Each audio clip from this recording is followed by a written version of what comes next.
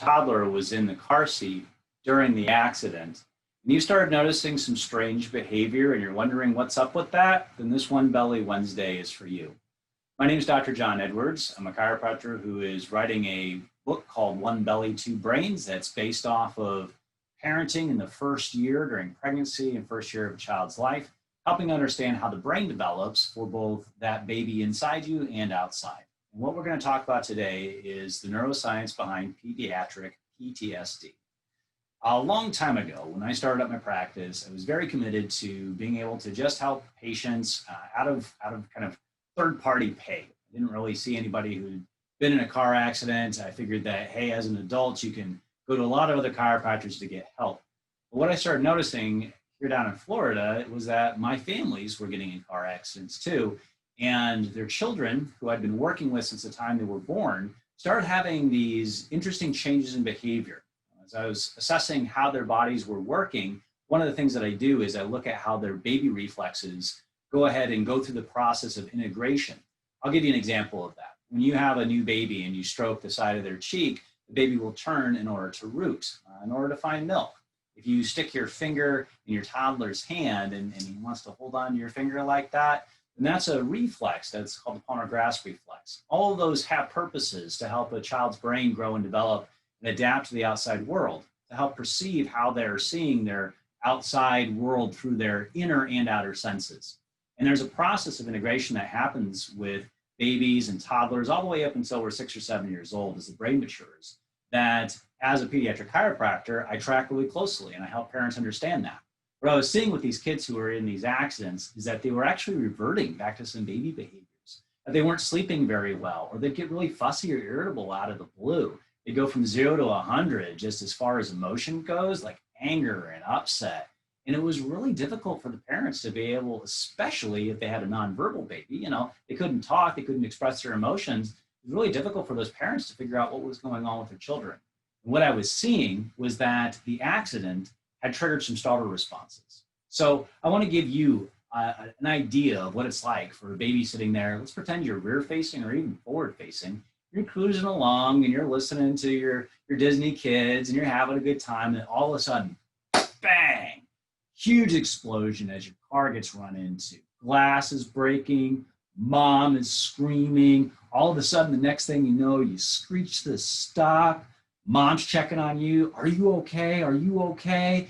The sirens start going, these flashing lights, these people are taking you out of the seat and checking you with these lights. And you're just so upset. You have no idea what's going on. You can't really express how you're feeling, that you're feeling scared. You're just crying. You're just super upset about this.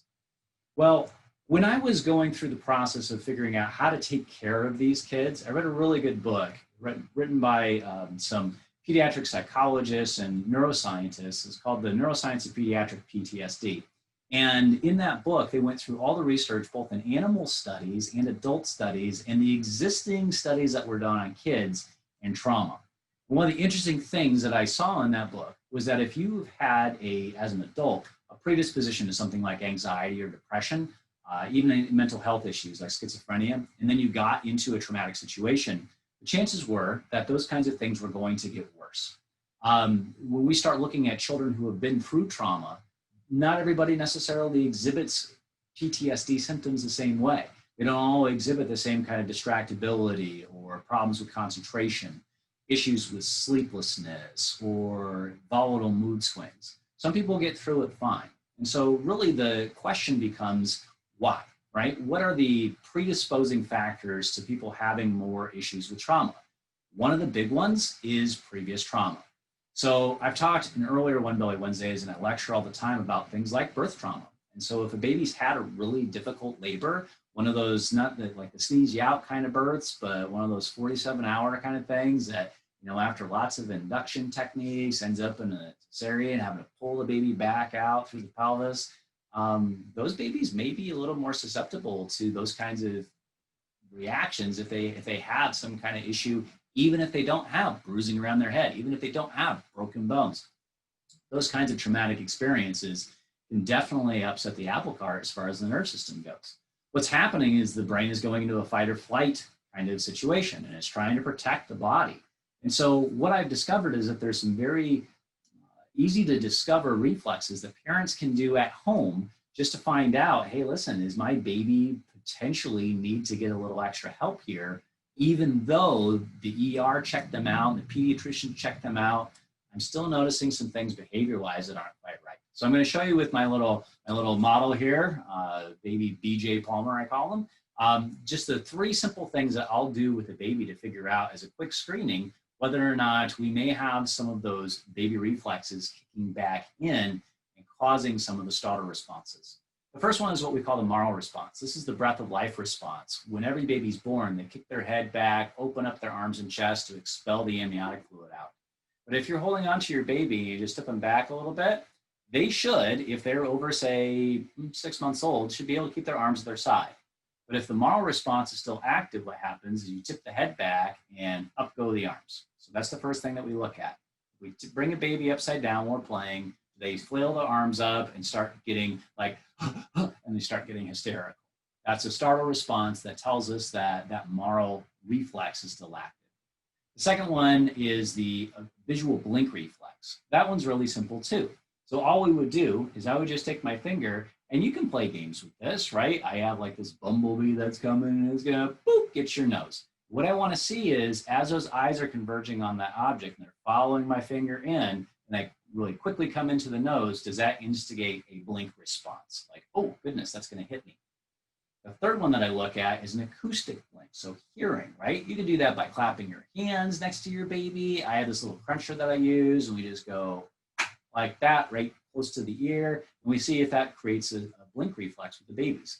Here in our chiropractic office, I can observe it if a toddler is standing close in the room and we're doing the adjustments for mom or dad and the sound of the tables as they come down. If every single time we do an adjustment, that baby or toddler is blinking, that tells me that that acoustic blink reflex is still active, and probably active inappropriately. So what do we do about it? As chiropractors, one of the main things that we look at is the clarity of communication between the brain and the body, and it can get interfered with by subluxations.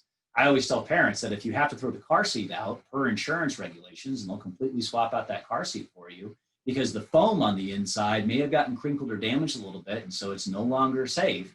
What do you think happens to the insides of your kid, right?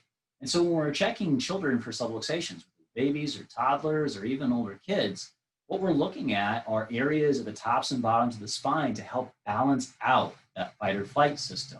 We call it the parasympathetic system. It's the one you want dominant for your children because that's the system that allows them to grow, allows them to sleep, allows them to digest their food. If you're having a baby doing any of those things that are like the opposite of that, they're not putting on the weight the way they should, not super hungry, maybe they're holding their bowel movements, they're starting to get constipated all of a sudden, they're having issues with sleeplessness, having bad scary dreams, they're just upset for no reason, then what I would really recommend is that you check out pediatric chiropractic. The International Chiropractic Pediatric Association has training for children and being able to screen them for these sensory processing issues. And what I've taken that information to in my practice is a way to be able to help those kids, even though the medical doctors might look and say, well, physically the child's fine.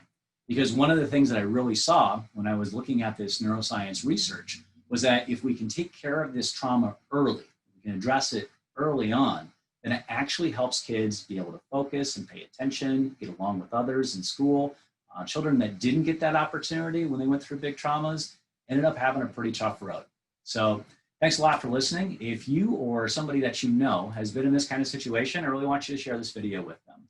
That's my ask. It's one way that a lot of people don't associate taking care of children during a car accident with something that a chiropractor would even know how to do.